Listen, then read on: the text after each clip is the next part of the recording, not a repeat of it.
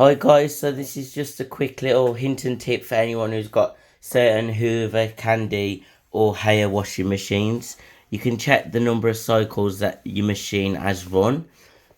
So firstly, you've got to set it to the cotton. So can my assistant please turn it to cottons? Oh, sorry. And then you've got to hold temperature and spin at the same time. Oops. 72 cycles!